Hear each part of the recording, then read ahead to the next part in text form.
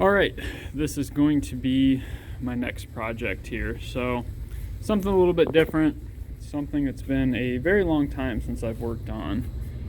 And I'll show you guys what we got going on here. So this is a 1974 Kawasaki 900 or Z1. My dad's had it for probably, I'd say 25 years, really close to there.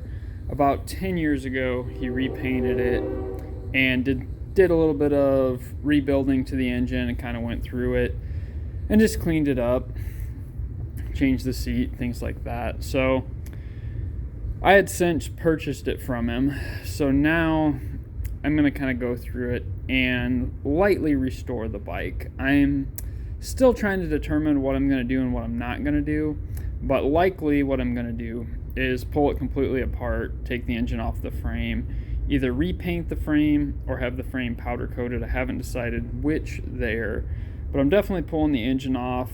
I'm just going to put new seals and gaskets in it, check everything over. This bike is pretty original. Honestly, the only things that aren't original on the bike is the seat, the grips, and the aftermarket turn signal. And then the rear shocks, which I have the original rear shocks. So if it's not original on the bike right now, chances are I have it. So that's really cool. Like I said, original rims, original swing arm, chain guard. I have the original airbox, rear fender, tail light, front fender's original, forks are original, gauges, everything's original, handlebars are original. So the bike does have a lot going for it. It does have aftermarket exhaust. Most people know the exhaust always rusted out on these. So my game plan for right now is going to be to, like I said, just kind of lightly restore it. We'll see how far that goes. But the picture I have in my mind is it's going to be the factory. There's brothers helping. It's going to be the factory paint scheme. So this bike was originally green with, it had some like yellow pinstriping, more or less is what I would call it on there. So I'm going to go back with that paint scheme. I don't know how perfect to original I'm going to go with that, but I may make it exact. There's places where you can get the exact paint or as close as you can find anywhere paint. But that's going to be, it's going to get the original paint job on it. I'm pretty confident in that. And the bike's going to look all original other than the exhaust. And probably I might change the seat. That's the correct style, but that's an aftermarket. There's a couple different seats that I like, so pretty much the exhaust and the seat are probably going to be the only things that won't look original. I'm going to put all the original turn signals back on it. Really and truly, I want the bike to look original. Now, as far as the engine goes, it was a 1015. And the reason why it's all apart, so these were factory 903 cc's, it was bored to a 1015 with a different jug. I have the original jug with the original pistons. Long story short, it had pinched an oil ring and scarred up one of the cylinders on the 1015 jug. Well, that jug can still be bored to a 1040, so I may do that. And the reason is, it also has the Andrews 3X cams. So I'm probably going to leave the cams since the head's all set up for them and just go back with a 1040. And the bike's going to look all original, but obviously have some extra horsepower, which it's kind of what I'm into anyways.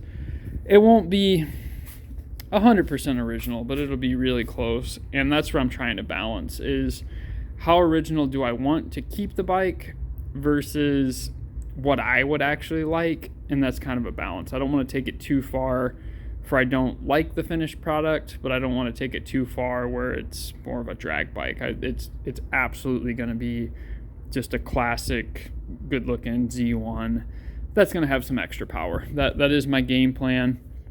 But yeah, just getting started on this thing. One other downside is we also discovered, so kind of a long story short, he noticed it started to smoke a little bit, and then he actually took it out for a ride, and it quit running at idle. Well, he had a manual chain tensioner for the timing chain, and the lock nut backed off, so it backed off the timing chain tension. When it did that, it actually jumped time at idle, and crashed one exhaust valve.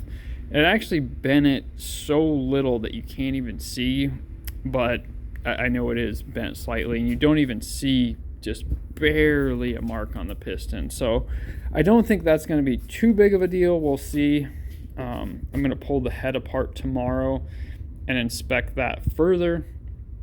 But yeah, just wanted to kind of tell you guys about this bike and show you the kind of beginning steps. This is going to be my winter project. I'm definitely going to have my hands full. It's going to be a lot of work, but it's something that it's going to be fun. I worked on this bike when I was a kid with my dad, and honestly haven't worked on it in over 20 years. So it's going to be fun. Like I said, definitely going to be a lot of work, definitely going to be a lot of time. I've got some spare parts and some duplicate parts. I've got this jug that's 5mm over. That's an original 74 jug, and that's actually the original standard bore jug off the bike. Both of those are in really good condition cylinder bore wise, but both of them have a little bit of chip damage on the fins, so that's kind of a big thing. So the 1015 jug I have is near perfect, so it doesn't have any chips, so that's probably the reason why I will go with that one. But again, just something new for you guys. Just want to show you I'm excited for this project, but I know I definitely have my work cut out for me.